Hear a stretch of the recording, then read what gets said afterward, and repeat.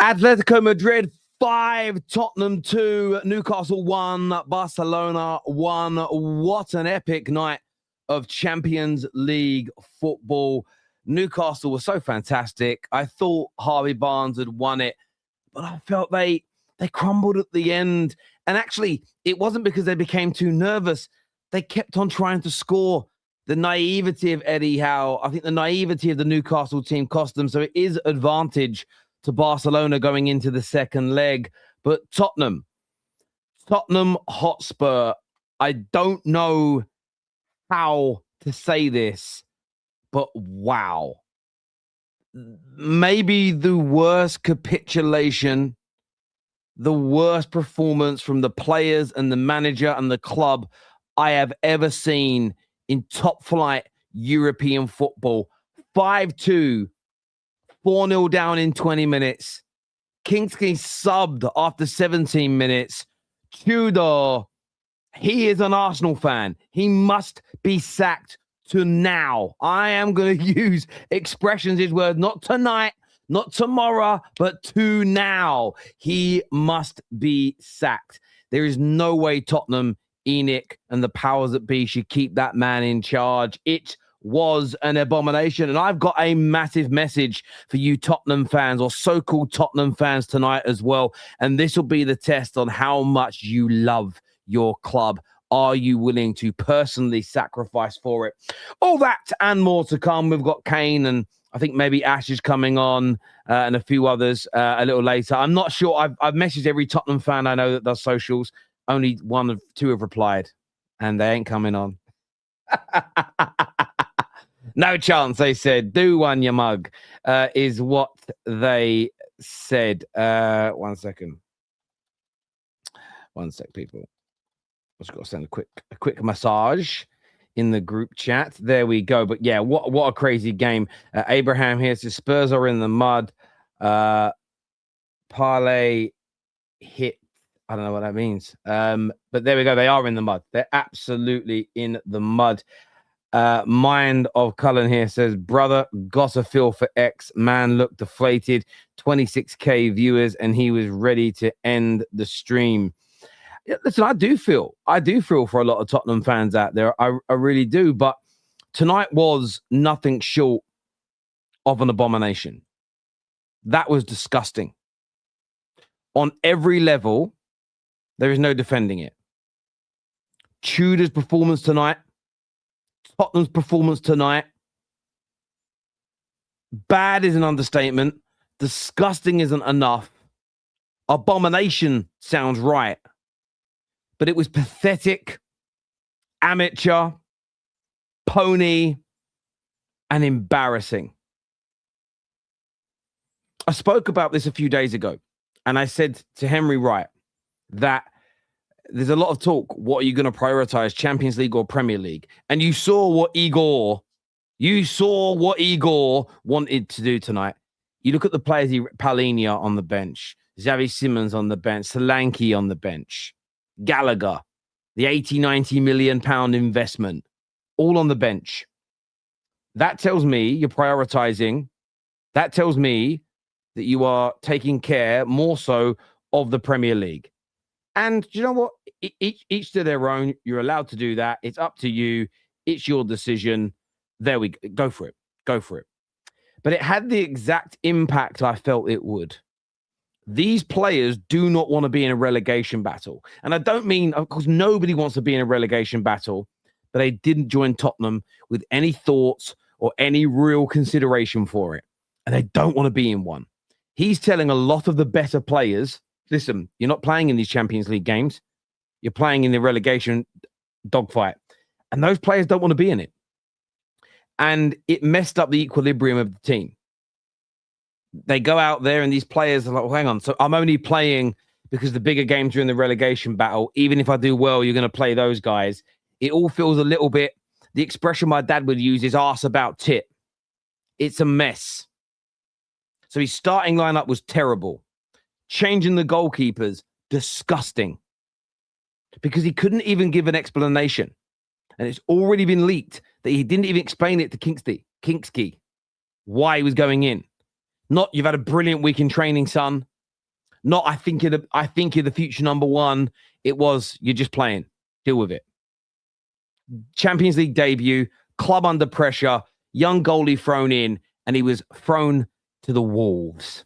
Lambs to the slaughter.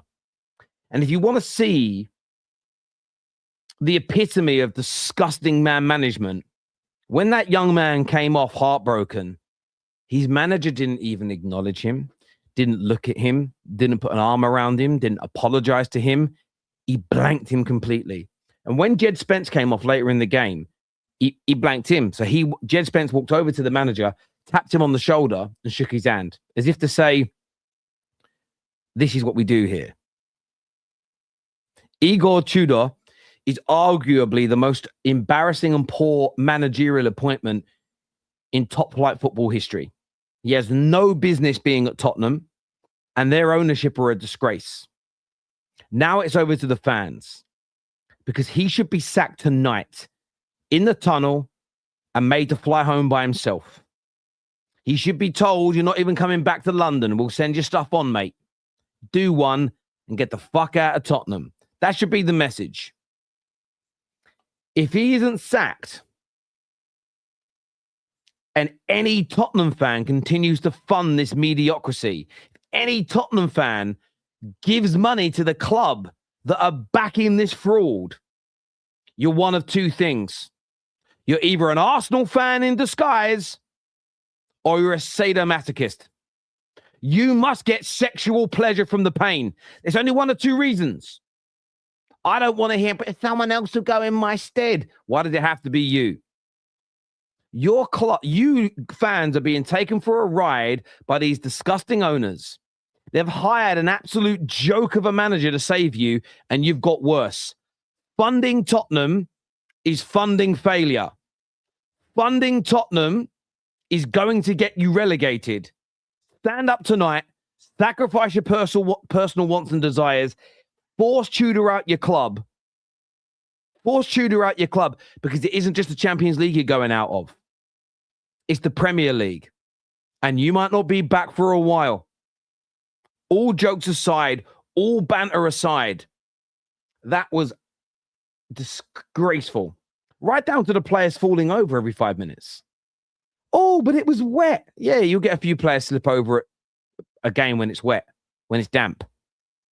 Your players weren't even out there prepared in the right boots. Between them and the management, what are they doing? You can't even get the boots right. Starting lineup was a disgrace.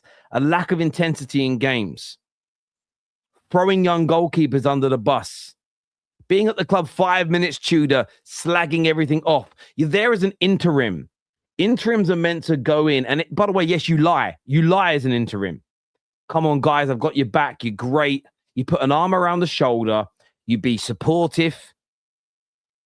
You take all the heat on yourself and you see the club through some dark times.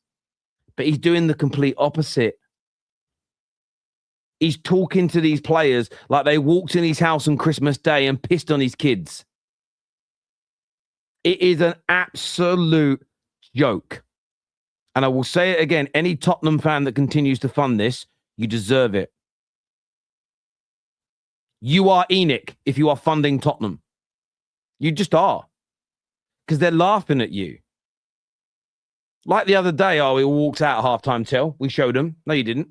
You stood at their world's longest bar and you bought their beer and you bought their food and you bought their drinks and you funded them and gave them more of your money. They're laughing. Act with your feet before it's too late, because they're going to destroy your club. And I want to speak on the commentators as well tonight. I like Ali McCoy. I think he's great. But it felt like they were doing a service to their TV station rather than Tottenham. I heard them say, oh my God, it's 5-2. And I heard them say, after it was 4-0, Spurs won 2-1. After it was 4-0, Spurs won 2-1. What in the mind games? What in the gaslighting? What in God's great name is that nonsense? What is that? That's all right, guys. After going 4-0 down, you won. Woo! I've never heard punditry, commentary like it. I get they want everyone to tune in for the second leg. I get they want to build up the excitement for it.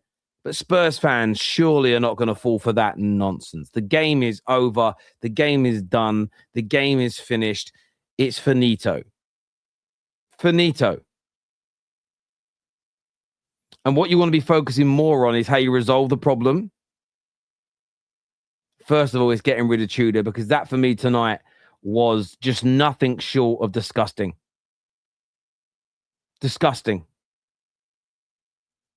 And I feel for all the real Tottenham fans out there that are going to push back. I feel for you. I don't want you to go down. I'm at a point now where I don't want you to anymore. I just don't want you. I don't want you to. I feel for you. I felt this way about Newcastle with Mike Ashley. I felt this way about the Glazers for many, many years. And I'm looking at it now. They've given you this manager. They've given you Tudor. Honestly. It's like getting Jimmy Savile to look after your fucking kids. Why would you do it? The man is not a football manager that's going to do you any good. I just feel it feels like they've done it on purpose to sabotage you. It doesn't make any sense. It is absolutely crazy.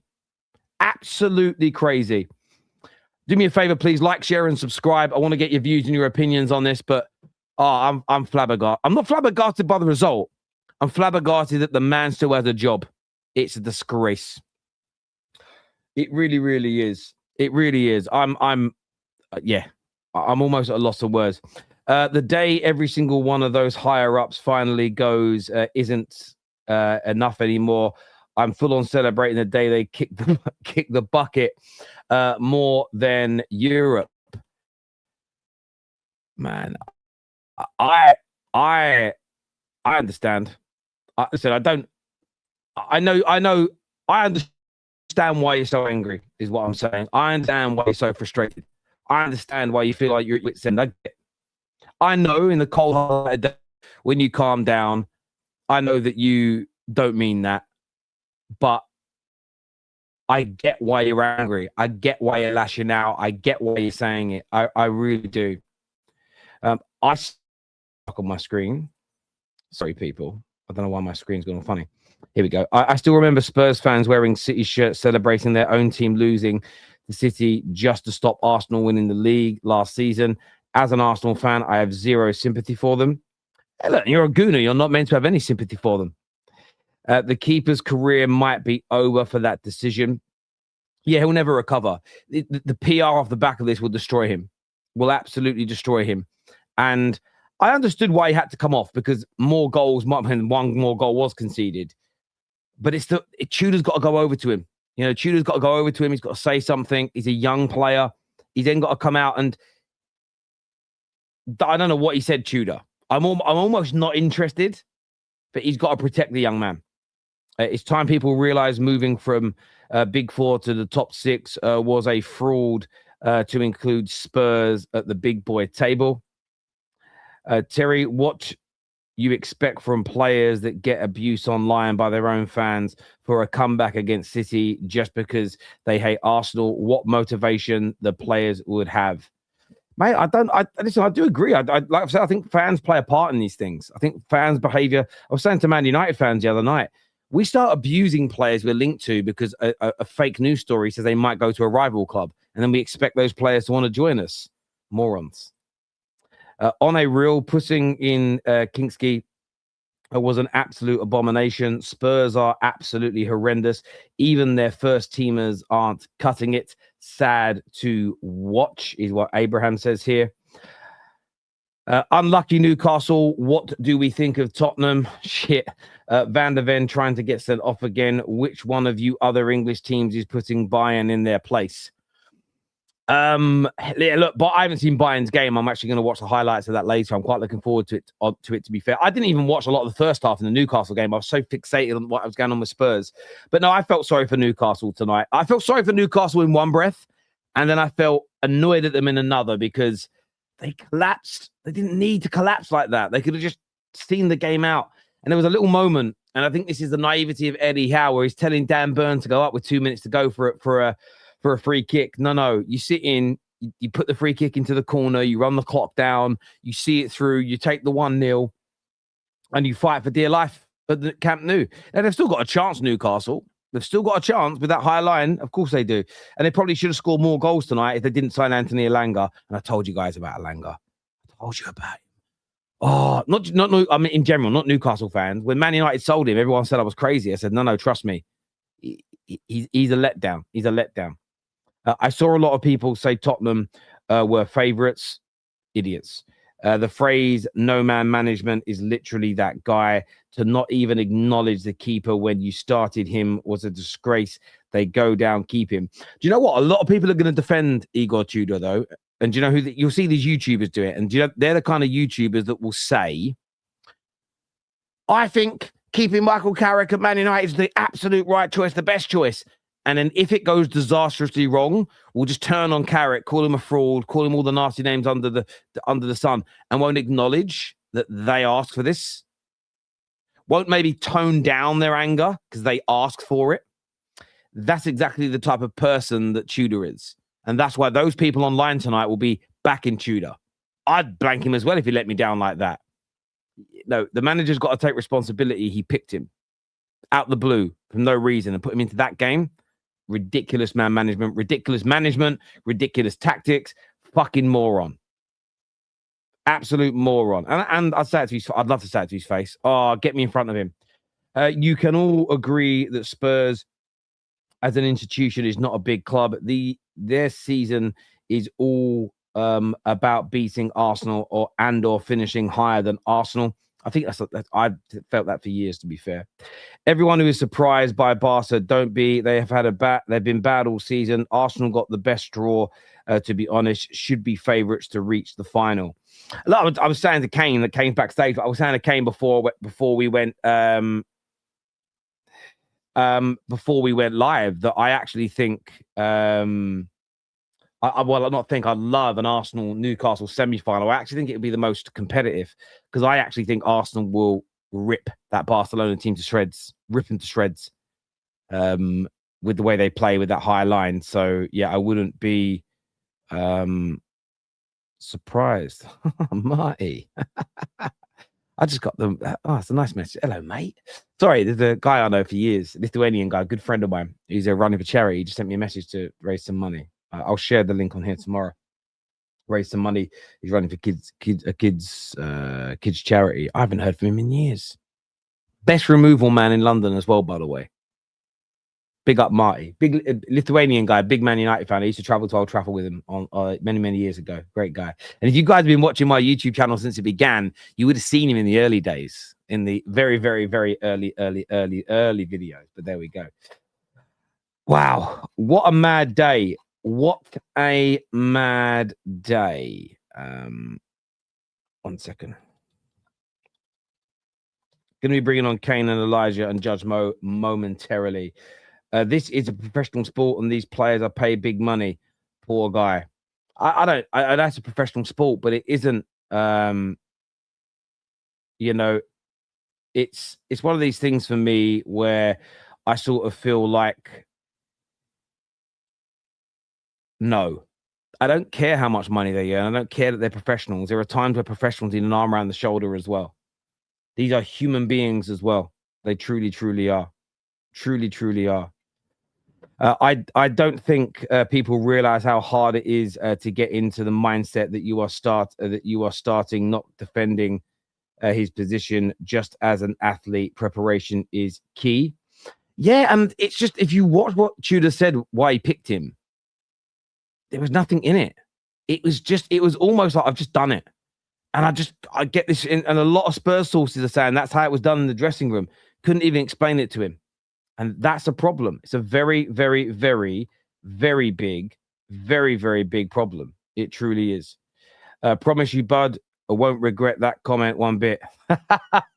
Fair enough if you won't regret it. Fair enough. Sophie here says, can you tell me what Dan Burns is going up 5 minutes before the pen has to do with it, Terry? Oh, I can explain that. Yeah, very much so. It's the mindset. So in that light, it wasn't 5 minutes. It was already added on time. What you should have been doing is running that clock down. You shouldn't have been sending defenders up, leaving yourselves a little bit vulnerable at the back with that attack. What you shouldn't have been doing is trying to play out. What you shouldn't have been doing is trying to attack and leaving yourselves open and vulnerable. So yes, that free kick comes 3 or 4 minutes before the penalty, but it's the knock-on effect of those actions. Trying to attack, leaving space in behind. Those balls should have been going into the corners, and time should have been getting killed at that particular moment. If you're playing Atalanta, if you're playing Bodo Glimt, if you're playing Bayer Leverkusen, teams of that level, cool. But you are playing a team with Marcus Rashford on the pitch, Yamal on the pitch, amongst others. Continuing to attack at that moment is naive. Very, very naive. You see it through. You get the job done and over the line. I understand why you wanted a second goal, but you should have seen it through at that point because Barca were going to throw the kitchen sink at it. And I think your manager, who was encouraging it, made the wrong decision, made the absolute wrong decision.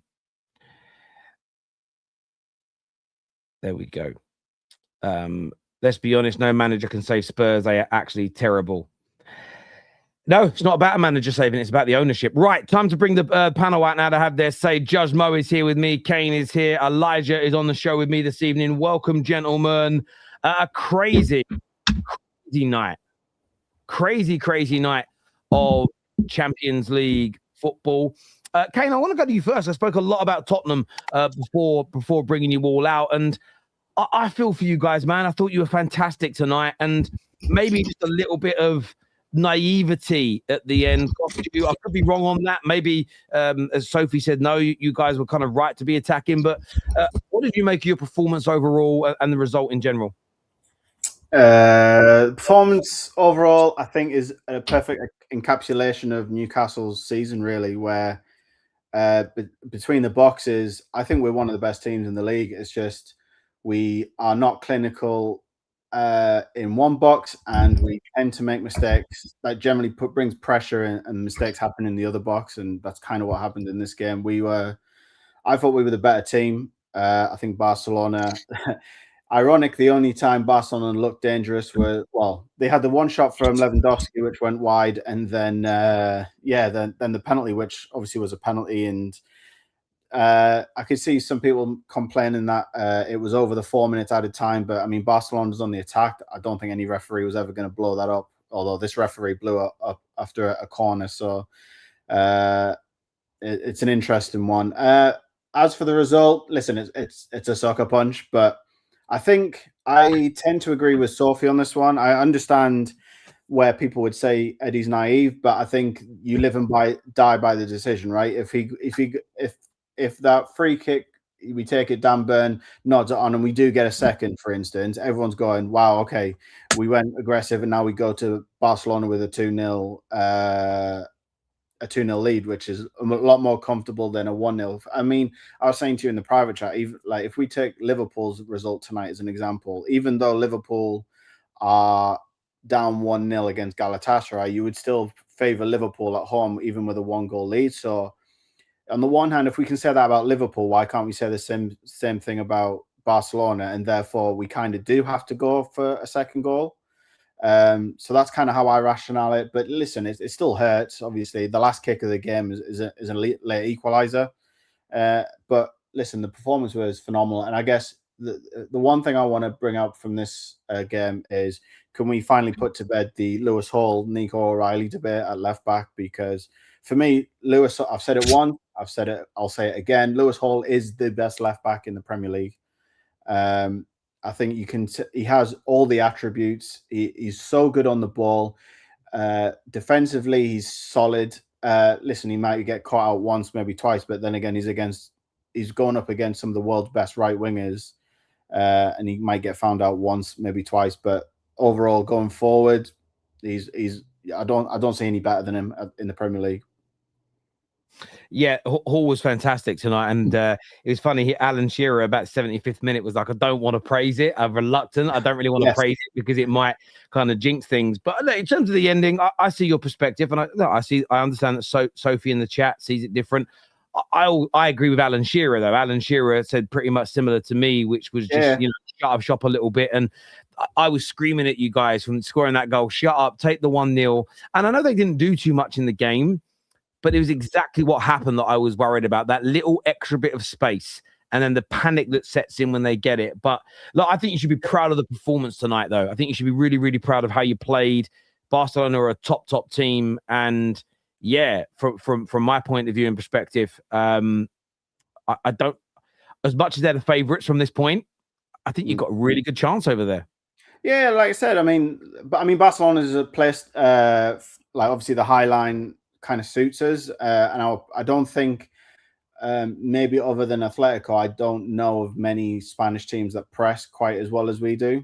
And I think that was quite evident in this game and in the last game when, if we're being right, yeah, Barcelona won 2-0, but it came again. The two goals were a Rashford header against Shah, who was concussed, and an absolute thunderbolt from Rashford. But we were more than competitive even than that first game. So listen, it goes down to a game in Barcelona. Yeah, I admit Barcelona will be the favourites in their home stadium. But there's again, I say this to people at work. I wouldn't be shocked. I wouldn't be shocked if Newcastle win that game. Well, your UEFA wouldn't allow you to go through. It wouldn't allow you to go through. Well, that's what I'm saying. But at the same time, they would never allow you to go through because it's Kane was pretty apparent that they didn't want to give a yellow card to Yamal because he was in a yellow card. They wanted to play the second leg. I know exactly. And they didn't want to. Yeah, they're like it's better for the competition if Barcelona goes through. However, I believe that you deserve the win without a shadow of a doubt. And the problem with you is that it's a difference in quality in terms of players. I think the tactics. I think Eddie Howe schooled Hansi Flick today in terms of everything. He left the right players on the right in terms of marking. Like Dan Burn on Lewandowski was a match made in heaven for Dan Burn. Lewandowski is less mobile. Dan Burn is stronger. He kind of literally took him to school. In terms of Lewis Hall, fantastic performance. I don't know about it's a conversation. Yeah, Lewis Hall has been amazing. But if you didn't have, to be honest with you, I'm just going to say it, and I know that if you didn't have donkeys in the front, you would have been 2-3-0 up, which is the same that happened in the game in the group stage phases. Yeah. I think that Anthony Elanga is one of the lowest. I know that Man United had him. I know KG interviewed him before. I'm just saying this from a footballing perspective. He is probably one of the lowest IQ people in terms of football I've ever seen in playing the Premier League for a top team. Yeah. To be honest, you can tell the difference. Him and Jacob Murphy. Jacob Murphy can look up, can see players. Elanga is one of the worst players at Newcastle. I know it looks good. He looks electric. He looks quick. You know what I mean? But the decision-making is awful. By the way, that first half, there was the one that was called offside. He should have squared it and it would have been a tap-in. But he didn't. And it wasn't offside, actually, the replay. It wasn't offside. That should have been the 1-0. Eddie Howe got his tactics spot on, fantastic. Slowed it down when he needed to be. Played quick when he needed to be. Joao Linton and Tonali bossed that midfield against Pedri, which shows the levels in the physicality between the Premier League and the difference in the different leagues. They literally were bosses in that midfield. Joao Linton, again, similar to the Man United game, he was literally playing like two players. Newcastle had 12 players on the pitch. This guy can cover so much ground. And he isn't bad technically as well. He can hold the ball. He can pass as well. He's becoming a very, very good player for Newcastle. Yeah. I would also throw Ramsey in that though, Mo. Listen, I mean, he was good as well. He was good. He had a slow start, but Ramsey came in with he's just as energetic. He's just as good on the ball. You see him dropping deep, and I think what it does when you're bringing in quality like Ramsey, though, it allows players like Tonali and Joe Linton. Maybe they don't have to cover as much ground. Whereas before, when we didn't have all these squad players, yeah, Tonali would have to cover. Like we would be required to have Joe Linton and Tonali playing like 3 or 4 extra men, and I think that's where Ramsey was really good at. Go ahead, Kane. Go ahead. It's like what? Stop, so right. No, I saw Brandon joining. I was he looked really excited. No, but for Newcastle, I think you have a chance in the second game. Absolutely. But I think it's heavily favored. Like Barcelona are heavily favorites in their ground, of course. With UEFA and how UEFA treats Barcelona, it's always the case. I will say on that penalty, it was a foul. But you know what? The speed that referee gave it, it was like he couldn't wait to give it. Oh, yeah, trust me. Yeah, you could tell. I mean, listen, I think Barcelona should have had about 3 yellow cards within the first 10 minutes, even for like the simple things like Fermin Lopez pulled the guy back, and then Tonali did it like 10 minutes later, and they got a yellow card. I'm like, what? It's the exact one. It was crazy. But listen, I swear to Christ, I don't know what Newcastle have done to the refereeing association this season. No, it's not you, bro. It's Barcelona, bro. It's maybe this time it's Barcelona, but again, we've had it against PSG, we've had it against all sorts of the clubs. But it's not you, to be honest. But Newcastle, heroic performance from Eddie Howe. Yeah, man. The quality is not there, to be honest. Osula, so raw. It's unbelievable, to be honest. Trust me, I'm blessed. Harvey Barnes is good. You can see it, though. You can see he has all the raw physical attributes. He just doesn't really have that technical, like, it really does hurt me to say it, and it'll hurt all Newcastle fans to say it. But if we had a certain Swedish rat up front, we would probably be doing a lot better in both this season and the Champions League. I've got a question for you, Kane. You can say it if it wasn't a what? If it wasn't a what? A Swedish rat, Mo. I'll be very clear. Swedish fucking rat. Sorry, I've got a question for you, Kane. Why didn't Wissa play? Sorry? That's what I couldn't understand. Why didn't Wissa play? Yeah. I don't know, man. But he's somebody who's got pace and he can finish. He's been off the boil, though, mate. This is the problem. This is the one bit of criticism I'll have with Eddie is that he's not adapted to not having a rat up front. I'll keep saying it till the day I die. That motherfucking rat. Listen, that's his criticism. He hasn't quite figured out how to play with Voltemade and Wissa.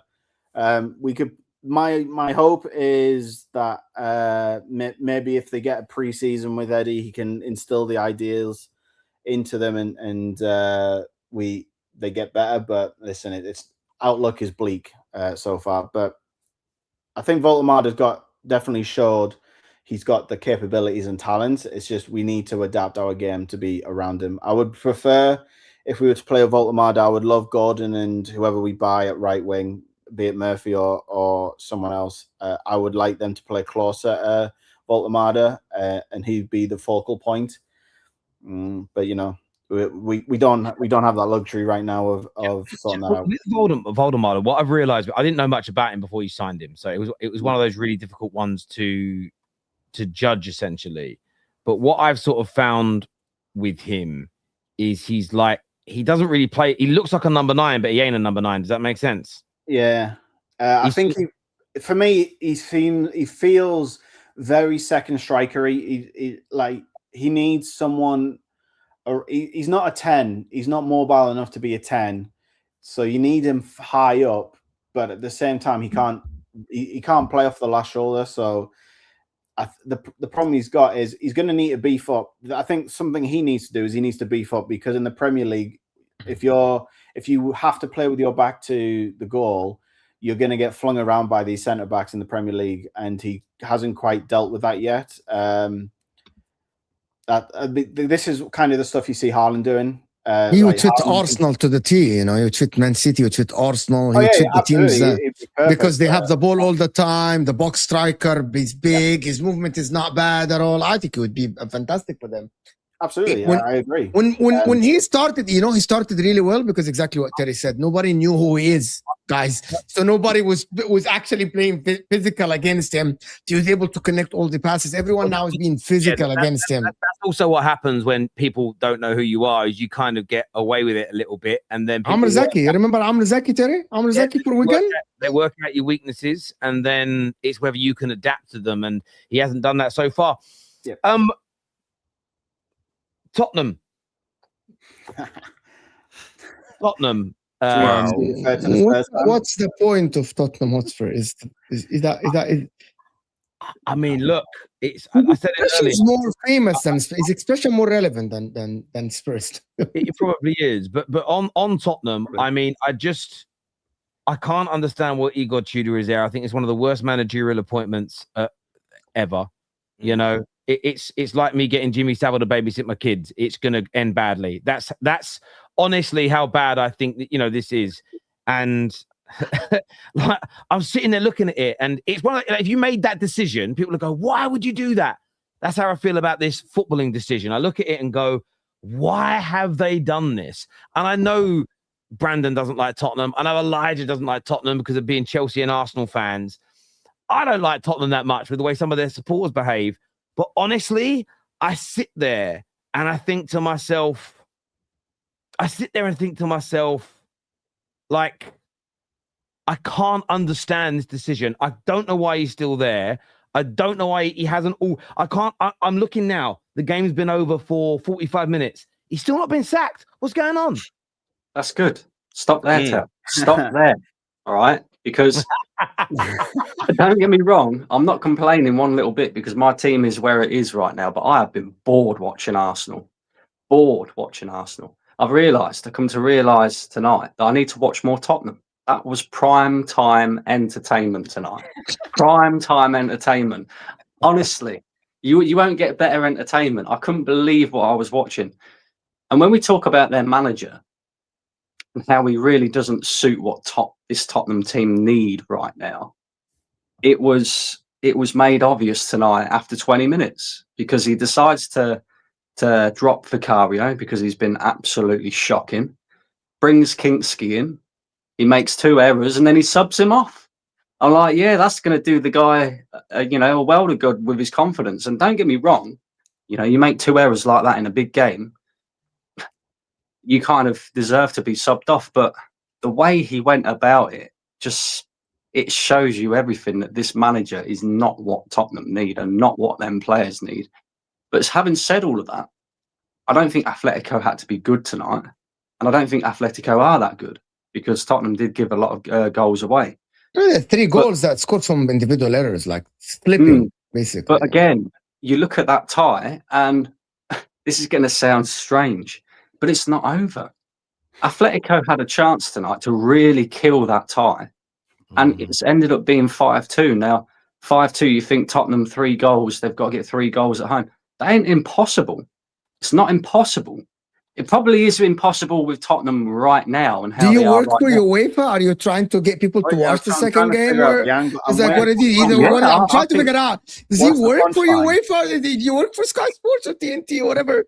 By the way, broadcaster in the UK, bro? Like, let me just say about Griezmann. Griezmann tonight was absolutely, he was cooking tonight. That touch for Julian Alvarez's second goal, the one where they broke away after Richarlison save. What a touch that was. But yeah, Spurs, primetime entertainment. I've decided now to enjoy my football. I have got to watch more Tottenham because Arsenal are going to bore me to death. I don't care if it wins trophies at the end. But yeah, watch more Tottenham games. So that's how I sell the second leg, Mo. You know, I think everybody should watch the Tottenham game. Forget Newcastle. Sorry, Kane. But I had it on in the background. There was a lot of chances for Newcastle, lack of quality, and that kind of made the game a little bit boring as well. But I honestly think all of this talk that we're having is a little bit irrelevant because Bayern Munich, man, to go away to Atalanta and slap 6 past them without Harry Kane, that is a statement. They're going to be the team to beat, I think, in this competition. Yeah, they might reach the final. You're right. Yeah, but for Spurs, I want to say something for Spurs. I actually think that it's better for Tottenham Hotspur to go down because I think if they get somebody, I'm being completely honest. I know not from a financial perspective, but this club has to be really completely destroyed in terms of like the stature for them to actually be able to build again. Because if they get some Allardyce, so they get like Redknapp, or they get somebody, you know what I mean, and then they survive being 17th or 16th. We've seen this last season. So it's gonna be the same cycle again. It's not gonna be better for them next season. It's gonna be the same. So for me, probably, I know I feel bad for some of the Spurs friends or some of the Spurs fans friends that I have, but I think this team needs to literally be out of the word top 6 to not have the pressure of a top 6 club or a big 6 club. They need to not have the pressure at all, and that will not happen. because we see layers with Fuad. Fuad last season thinks that he's gonna finish in the Champions League and Manchester United will finish in the bottom half. So we're gonna see these videos again, and these videos are gonna be in the Spurs fans are gonna think the same. Yeah, we are gonna be there. We're this, we're that. You're not. It's like Spurs is similar to Brighton. I would rather have Aston Villa up there rather than Spurs. It's and Spurs as well, they need with to their go fans, down, bro. They're very weird. Their fans, because they've almost accepted where they are. They haven't. You don't really see much anger. I mean, you see the anger after the games and the reaction and that. But I said this the last time we was on. How many protests have we seen?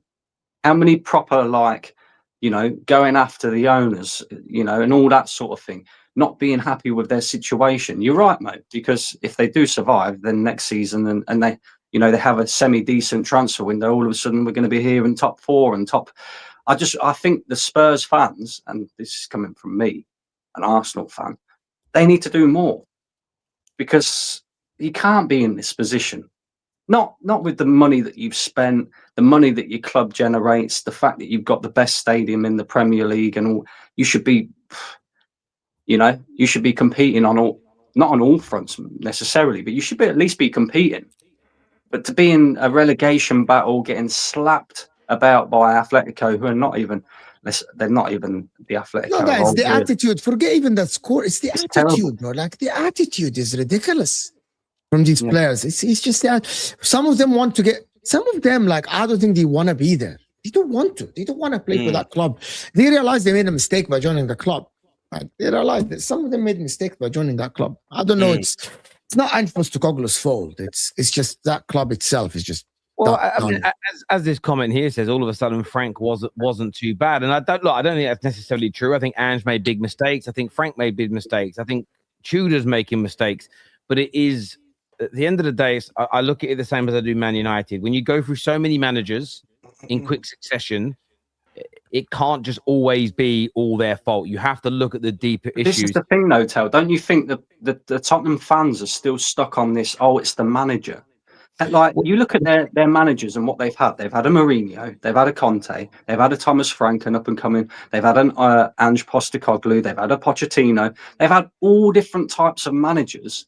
And yet they still sit there and go, it's the manager, it's the manager. No, it's clearly not. Brandon, but this is because I always think there's a room for a little bit of banter in football. We all say a little joke. I say I'm on every stream, but then you get into serious conversation.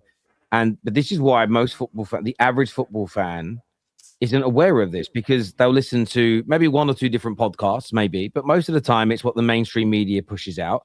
And the mainstream media, no matter how bad Mike Ashley was at running Newcastle, it was still crap players and the manager that was still the main focus on Match of the Day, on Sky Sports, in the newspapers. It was always the manager.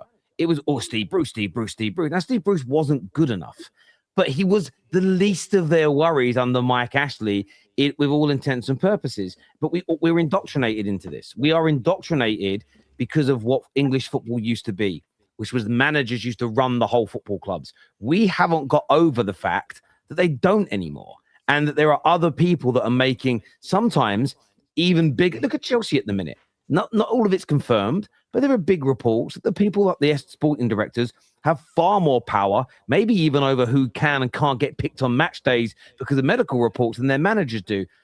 By the way, that isn't too uncommon across the continent. The issue is we are just not used to it in English football. Too many fans at all of our clubs still think, find me the right manager and we'll be saved. Not if you're run poorly. You could put Pep at Tottenham. He would not achieve even a fraction of what he's done at Man City or Barcelona or Bayern, because the club isn't run correctly. But I mean, you can even see it at City. He had 2 years of bad recruitment in the summer, and they went from being a team that could win a league title at a canter or win 15 league games on the bounce to a team that might not win it in 2 years. Now, they're still highly competitive, right? They're there, but look at the drop-off because of 2 years of bad recruitment. Put that over 20 years. Give that to a club. It's do you get where I'm coming from? So I infuriates me on a real level, because my fans of my club do it, and others, we're just so fixated on that. It's unbelievable. We have had a Spurs fan that's arrived now, people. Deji is here with us. Thank you for being here, bro, because most other Spurs fans didn't want to show their face tonight, bro. Heartbreaking. Give us your thoughts on everything that went on tonight. I mean, I've never seen anything quite like it. People saying that Spurs were slapped up tonight. They must have been. They watched a different game that I watched. The situation is that Atletico didn't need to do anything. But what I want to know is, why is Kinky playing in Spurs' biggest game of the season?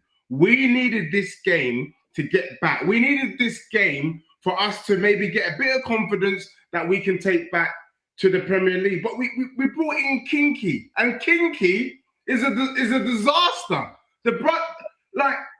Slips, goal. Van de Ven slips, goal. Kinky slips, goal. Like, it was just goal, goal, goal, and it was for dumbness. If you actually look at the game, Atletico Madrid didn't have to play football, didn't have to do anything. It was too easy. But I blame Igor. I blame Igor. I blame the players, and I blame Kinky. Kinky's been knocking on the door. Yo, Tudor, can I play? Can I play? I'm better than Vicario. I can show you what I can do. Look what he did. Like a bum. People are telling me he's young. If you're old enough to talk back, you're old enough to get slapped up. That's what Bernie Mac said. The brother needs. I never want to see Kinky at my club again. He don't deserve to be a Tottenham player. Tomorrow morning, someone, one of his parents, should march him down to the job centre, and he should fill out a form. That's what Kinky needs to do. He needs to fill out a form. Rubbish. Absolute rubbish. Van de Ven trying to get sent off. We've got no discipline within the team. So what was the point of Igor? Igor coming with his tough self, Croatian. I'm thinking, you know what? At least this brother can bring in some discipline and some stability. He's rubbish. Rubbish. How can we have a game, or how can we have a team that starts Papsar and Archie Gray? I mean, are we away to Madrid? Are we smoking Budgie Banton? Honestly, Igor needs to go. People saying, 14 goals in 4 games. I've seen enough.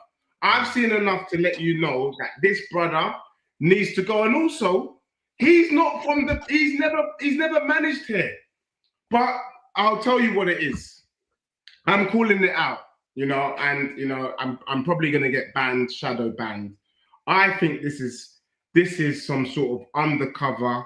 Vinay is some sort of undercover agent. Do you know what I mean? People saying to me, but why would Tottenham bring in Vin? Look, undercover agents, that's what they do. They pretend to be on your side. This waste man is responsible for Igor. He's responsible for Levy leaving. You get moving like some undercover. Hey, Dej, I reckon he was the one that gave Thomas Frank the Arsenal Cup as well. 100%. Where do you think he got the cup from? 24. We've got Vinay in charge at Spurs, and we're making decisions that even my mum in her yard, she can tell you is stupid. Stupid. My mum would have done a better job than Igor in this club for half the price, if not less than that. Do you get what I'm saying? So for me, it's a disaster. It almost feels like it's deliberate. Like they're deliberately trying to bring down this shit so we can start again. But as from what I can see tonight, Tottenham is out of the Champions League. We ain't coming back. Can we win 3-0, 4-0 at home next week? Hell no, it's not going to happen. And did you see anything to suggest that this club could win 2 Premier League games between now and the end of the season? No, so we're done. For me, part of the reason why I'm here, and look, don't have any sympathy for me, it doesn't matter. This is a little farewell. Tottenham, we are gone. We're not about. Next year, we're not about. For real. Farewell, You're not doing QPR away watch-alongs then, Dej, no? I'm not a fraud, bro. I'm still an elitist. Do you get what I'm saying? Which means I won't be doing any streams with minnows. I'm sorry. Millwall are really good. Yeah. Well, North End. What are you gonna do? What are you gonna do when you get relegated, bro? What are you gonna do when you get relegated? What am I gonna do? Yeah, like you personally. I think I've already told you. I think people are joking, bro. I've been looking at places abroad, Thailand specifically, and there's an island called Phuket. And I'm going to be a yoga teacher, bro. I'm going to teach yoga a couple times a week. Do you know what? I think the saddest thing, Deji, you know, for a club that's famous for having the cock on its badge, you're going to a place that's famous for. I won't go any further, but do you know what? I think the saddest thing about the potential of losing Tottenham isn't even about losing Tottenham. It's about potentially losing people like Deji and expressions on fan content. Just become mercenaries. No, expressions doing Chris in North End next year. Watch along. Watch it. Yeah, he's not going to do that. Deji mercenary. That's what we need. I mean, look, in fairness to Expressions, Expressions is about to do a Netflix show. Expressions is sorted. I do genuinely feel for some, like, there are some people that support Spurs who are like professional content creators that do things that aren't Spurs related, right? But there are others that all the shows they're on with TalkSport, all the shows they're on with it's all about being a Spurs fan. Like they are in trouble because they're just not going to be spoken to next. Do you get what I'm saying? I think that Spurs fans will just do Arsenal hate-alongs the whole year. Did you see as well? Expression is even if we try to do that, I'm not so shameless to say, look, if we're in the Championship next year, we can never chat to Arsenal. Never. No, but Deji, I agree with you. I was saying this, like some of the things about Spurs going down. First English team ever to be in the Champions League and get relegated if you go down. First club in the history of European football to win a major European trophy, go down the following season. You'd be the richest and most solvent football club ever to go down. Arsenal could also win the league at the same time. But the fifth part of that is I don't think it's just Arsenal. We have all beaten each other in finals. From FA Cups, Carabao Cups, European finals. Most of us have beaten each other to a title in a title race in the last 20 or 30. We've all done it to each other, right? Including Tottenham, beating Chelsea, beating Man United, right? But to get relegated in this super rich era of English football, to be the one that gets relegated, there's no talking to anybody after this. There is no level of banter you could ever throw at any of us on a footballing level that doesn't get trumped by it, but you got relegated. And I think that's the crazy part about this. Like your survival from an online content perspective, it's so important because you just lose a lot of power and a lot of. Do you get where I'm coming from? Can I just say as well, Arsenal, since they've been in the top division, they've never been relegated. So that'll be something that you will have done. Everton has never gotten relegated in the top division either. I mean. Look, I actually think legit. If we take a step back, Tottenham being relegated is actually poor for football and for content creation because you kind of need Spurs to kind of add to the nuance of all of our debate and conversations in the location. But the problem is now. The problem is I'm looking at a team of bums, and I know Tottenham players watch this channel. Do you get what I'm saying? I know they've liked and subscribed, but they are bums. Like I don't see any fun. Whoa, okay. They do. They've kicked him off. He's like disappeared. You can see his couch. Everything around me is bloody falling apart, including my bloody camera. That was foreshadowing. That was foreshadowing for next year, watching Tottenham fans on Premier League review shows. Vinay's whacked him. That was what it was. Fair enough. He's gone. There's a few super chats that have come in. It says that X these last two streams has outdone himself. He lost his voice and called his mum. Newcastle can do it, and the game versus City shows not ruthless enough. Do you know what was funny as well, Tel, about X tonight? Yeah, KSI, super chat. Yeah, £300 to cook him. I saw that one. It was hilarious. That's class, man. I hope Bayern beat Arsenal in the Champions League final with ex-Spurs captain scoring a hat-trick. We all know Liverpool won't go through post Galatasaray. I don't know about that. I think they will. Who? I think Liverpool will beat Galatasaray at Anfield. No. He's saying after that, they'll go out to either Chelsea or PSG. Oh, okay. No. I reckon that Liverpool might get to semi-finals still anyway, even despite today. I disagree. Joe Linton was a man amongst boys today. Pedri and Lamine Yamal disappeared. It should have been 4 or 5. Alanga 4 assists, but he's a donkey. What an investment that was. I lost my shit every time I realized Spurs beat us in the Europa League. 100% sure we wouldn't be so horrible than them against Atletico. Hey, look, I'm kind of over losing that final now. I get over things quite quickly when it comes to football. But yeah, I mean, without saying horrible, Spurs being in it is such a waste. Well, it isn't, but it isn't a waste. It isn't a waste. And maybe what you said earlier is really important, Brandon, when you spoke about how you're bored of watching Arsenal, but like watching Spurs is entertainment. Maybe that's why I don't find the Arsenal thing so boring, because I literally watch every game that every single member of the top 6 play. So maybe that's why I'm a little bit more entertained than the rest of you guys that don't watch all the other. Maybe I view football very differently to people that watch their team and a handful of other games. I think maybe Brandon, you're bored watching us play? Really? It is boring watching us play, but if it leads to trophies, who cares? Hanson's about to go. Yeah, If it leads to trophies, who cares? But it is boring watching us play. Bro, So I have a challenge for on you our way then, to Mel. winning four trophies this season. Nothing boring about that. So. No, that's what I just said. If it leads to trophies, then fair play.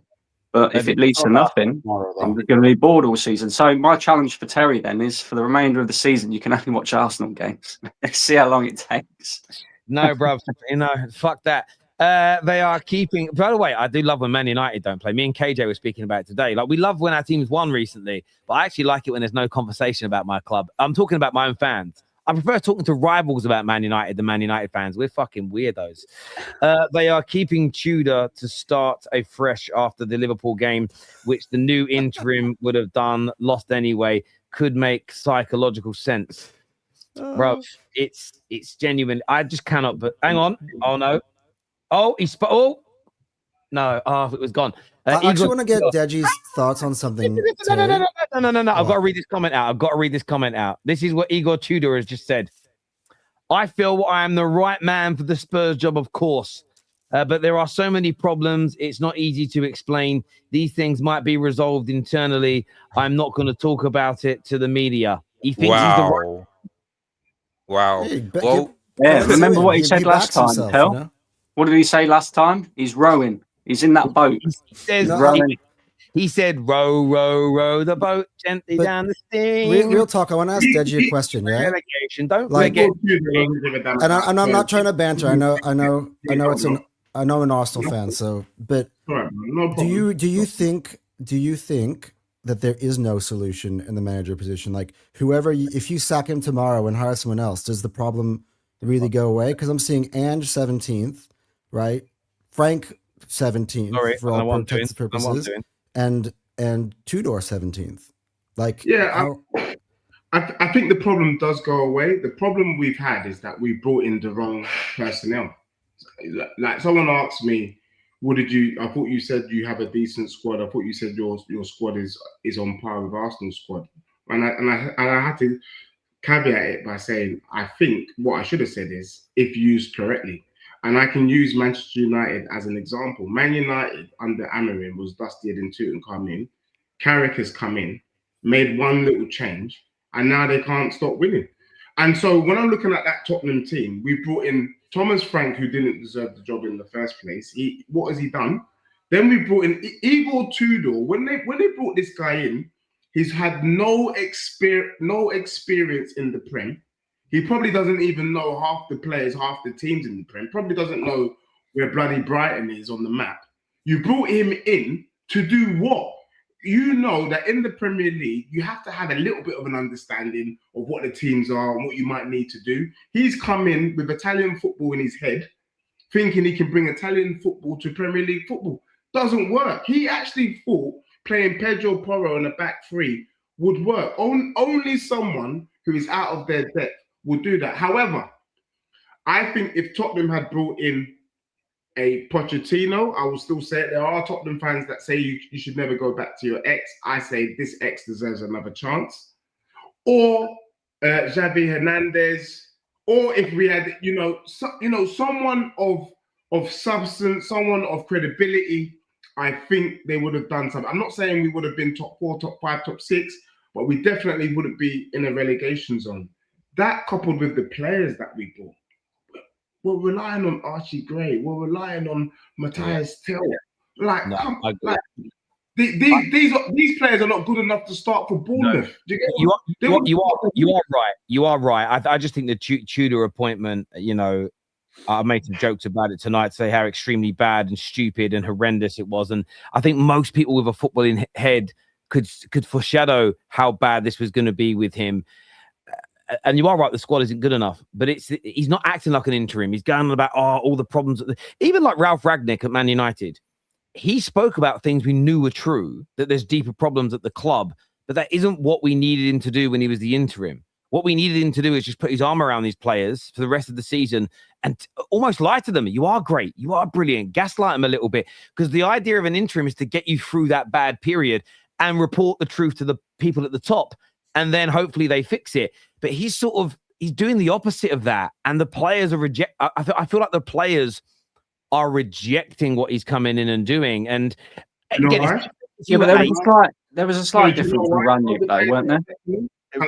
You know why the players are rejecting him? Can I explain that briefly? Let's put ourselves in Igor's shoes, but the other way around. Could you go to Lazio right now and fix the problems at Lazio? Who's that, me? Yeah, any of us on the panel. No. The problems at Lazio. No, and I don't think a lot of English managers have ever been there. You don't know the terrain. You don't understand the league. You don't know the players that are there. You don't know their strengths, their weaknesses. You don't know the strengths and weaknesses of the opposition. What comes to my mind, I'm thinking Napoli, I'm thinking Juventus, but I'm not thinking Bologna. I'm not thinking Modena. I'm not thinking Sassuolo. I'm not thinking any of those teams. He's come in. He has no understanding of the Prem, and I think it was naive for the Spurs board to assume that any guy from any part of the world could come in, understand the terrain, understand even the players that he's got, and hit the ground. It was stupid. Forget the terrain, though, for a minute, Deji. It was naive of them to bring him in the first place, because if I'm right, and Terry will correct me on this, he had a 32% win ratio. Yeah, but this appointment sounds very much to me like Joe Kinnear at Newcastle. It's sort of like jobs for the lads. It sounded like Mike Ashley brought in Joe Kinnear, and fucking hell, he alienated all of the players. He went on a radio show. He was calling Charles Nzogby Charles Insomnia, called Johan Kabay Johan Kebab. And then getting all the players' names wrong. You're like, what the fuck is this clown doing? And that was what he was inevitably that led us to our first relegation. And it sounds very similar. The sporting director sounds like Igor Tudor's just in his Rolodex of friends, and it's like, right, okay, you're available. Can you come and do a job for us for the time being? Let me ask you this, Tej. What would be your solution to keep Tottenham in the league? What would be your solution? I'll be honest, and to keep Tottenham in the league, it was common sense from the off. You needed someone, and I'm not just saying this, I was saying this from before. You know, it was Tim Sherwood that got Harry Kane into the Spurs squad. Tim Sherwood noticed Harry Kane. It wasn't Poch, it wasn't anyone else. I'd bring in a Tim Sherwood or a Harry Redknapp. We just need something who's gonna just keep it simple. The other thing I was saying also, you're going to play a new system with 12 games to go in a team that's struggling. Like, you don't make things harder. You got to make it simple. Keep it simple, keep it neat, and see what happens. Don't complicate it. Can I?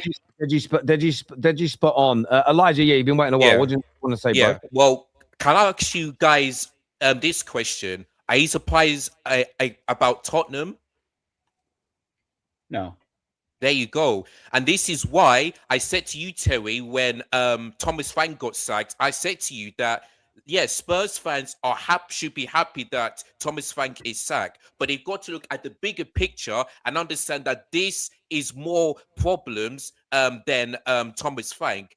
You can see the players aren't good enough. And I think Mickey van der Ven was so lucky not to get another red card, because that was a very, very bad tackle. And that could have been 2 red cards in a row, because he got a red card against Crystal Palace. You know what I mean? I think Mickey van der Ven doesn't want to be at Tottenham anymore, and I don't blame him because Mickey I don't want van to der be at Ven. Tottenham anymore. At the same time, though, I think the injuries have played a massive part. Like if some of your players, like Kulusevski and Madison, were fit, if Kudus was fit, I think you would have a few more points at least to give you more of a cushion at this point. Like I do think that you kind of just picking out from the barrel of what you've got left, and it's just not good enough at this point. Like, I mean, Igor Tudor, sorry, he's even worse than Thomas Frank because so far, Terry, Tottenham have conceded 14 goals in 4 games. That's an average of 3.5 goals per game, and he's making things worse. Like, how on earth can you sack Thomas Frank and bring in another worse manager? Like Tottenham, I just a disgrace. Can I just make this last point? Go on. When you're struggling, and when we've struggled before, you've got to bring in players in Jan. You've got to bring in names, because what do names do? Players see players and go, you know what, I can work with you. I can rock with you. Tottenham brought in Conor Gallagher. Enough said. No, I agree. Not only, by the way, is it the 4 goals. He's only the 14 goals. He's responsible. Goals 4 games, he's responsible for 4 losses. But it's the first time. It's the first time ever that Tottenham have lost 6 games in a row in their club's history. Yeah. Like these things are crazy. Honestly, go down. They're going down. They're going down. They're going down if Tudor stays. But on the Ralph Rangnick point, Brandon, that you mentioned earlier, the only real difference was that United were higher mid-table and at no risk of going down. So I get why he said what he said, because we couldn't make top 4. We weren't anywhere near a relegation battle. So it didn't really matter that he said it. But it isn't the best way, because essentially as an interim, you're trying to get players to perform for you. If you're out there telling their bosses, telling their agents, telling the public basically how bad they are, they're never going to run through that brick wall for you. But we weren't. If we were in a relegation battle that year and we're 2 points from the drop, it's ridiculous for him to talk like that. His job is to save you, and sometimes to get the best. I had a member of staff like this once. I'm not going to say his name. He was a piece of work. It's quite horrible to people, but he was the best member of staff on that floor in terms of production. And when I went into the team, I knew he had to go, but I couldn't get rid of him straight away because I didn't have anyone else that could deliver the numbers that he did. And he was getting through complaints, and I needed someone to do it. So for a very small period of time, I kind of just put my arm around him and told him how great he was, to get through a period where I could hire people, train people, get the levels up before moving him on. And in life, sometimes you have to be tactful. And I don't think Igor Tudor has been tactful enough based on the scenario that they're in. If they were sitting 8th and he came in and did this, but they couldn't make top 4, it wouldn't matter. It actually might be refreshing. What I actually meant though, Tel, is the fact that Rangnick was going into a role after his interim period, or it was supposed to go into a role which was going to deal with that whole side of things. And I think the only reason he really came out publicly and said, oh, Man United, it's not just a quick fix, it is open heart surgery, is because that was going to be part of his role afterwards anyway. And fans were quite rightly on his back, because he come in as an interim manager, the results weren't improving, and he was just honest, open and honest with the fan base, with everybody that was asking questions and saying, look, Man United are not going to just improve with a click of a finger, a couple of transfer windows. It is open heart surgery. It needs to be done. So maybe he wasn't right in saying it at the time because of what his job was. Timing. But I think for his role going forward, I think he was spot on. Absolute timing, Brandon. Timing in life is key. Sometimes it's I always quote this great song. It's kind of poetic considering it's Tottenham and they play a Barry Manilow song, but it's about having the right love at the wrong time. And I think sometimes that happens in life. Let's do some more comments for the end of the show as well. This here says, thank you, Cullen, for gifting 5 memberships out to our viewers tonight. You absolute legend. Newcastle should have avoided the final break and kept the ball. You could sense it was flicking between all 3 games. High entertainment in all 3. Although some of the other games just were such a foregone conclusion so early, I kept sticking onto the Newcastle game because for me there was, even though it was 0-0, there was more intrigue, there was more drama. Yeah, I was the last sort of 30 minutes. I was far more involved in the Newcastle game because the others were over. I agree. They are keeping Tudor to refresh. Sorry, I would have done that super chat earlier on the show. Simeone and Atletico players. I got 5 on it. Spurs Academy coach is an ex-Arsenal Academy coach. I don't think that really matters, to be fair. I think a lot of these coaches, they fluctuate a lot. To be honest, Terry, I was wondering, Johnny Heitinga is very, very highly rated. Like a lot of clubs actually want to hire him as a full-time manager in the summer. Why don't they just turn to him? He's in the staff. The players probably would fight for him, probably have more of a relationship with him. He'd probably been like, look, Thomas is gone, but I got you guys. Let's steer the ship in the right direction. I think that would have been the obvious choice, honestly. It was right in the building. That could have worked. Would you take Howe at United? No, I wouldn't. Not because he's not a very good coach. Just he doesn't tick a certain box. And the next manager at my club has got to have played for or already managed a team with the pressure that Man United put on you, because it's just different gravy. Very good coach. I rate him as a coach, but unless you played at a big club or managed a big club, you're not right for Man United. And a lot of that's because they're fans. It's a fan's fault. It's not really an issue that I have with Eddie Howe. It's just knowing the lie of the land. Did you see the Atletico fan making ham sandwich? Yeah, I thought that. Yeah. I honestly, I was watching him make that sandwich. And I was like, I bet that looks so nice what he was making. I was just laughing. The bread would have been the bread. By the way, the bread wouldn't have been some nasty processed bread. It would have been some fresh bread that doesn't bloat your stomach. Oh, I bet that sandwich tasted good. I bet Ali McCoy found him and ate one as well. If they go down, they can't banter Sol Campbell no more. Well, no, they can banter him. I mean that's a different era. He's retired. Yeah. Could they banter him before? I didn't realize. Deji, I watched your stream. You were cursing your players out for drawing against City just because you lot do not want Arsenal to win the league. You people deserve where your club is heading. I agree. When he says you people, he means Spurs fans. Just want to be very, very specific about what that super chat means. Gentlemen, thank you all for coming on the show this evening. I appreciate it. It's quite a lot for a Spurs stream and Newcastle stream, but I understand the context of why. Commiserations on the result tonight, Kane, and good luck in the next round. We're back tomorrow. Fan channel review in the morning. Killing the game. I might even put a little tune together. I might even put a little song together for it. I'll see how I feel. See how creative I feel tonight. Go back and watch Expressions. I was watching him the whole time today. Oh, it was entertainment.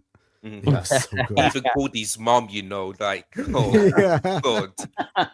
You got so much to choose from, my friend. Even his voice was so high. Like, I just couldn't stop laughing his voice. He wants to be careful. He's right. He's still very young. Like, I sometimes get that angry inside when I watch United, but I almost can't let it out. I'm genuinely scared of having an aneurysm or a heart attack now. I've got to calm down a little bit. Listen, everyone, take care. Goodbye. God bless. This is going to redirect you to Footy Judge Mo's channel, so please go and support my brother over there, and we'll see you guys soon. Take care. Bye-bye.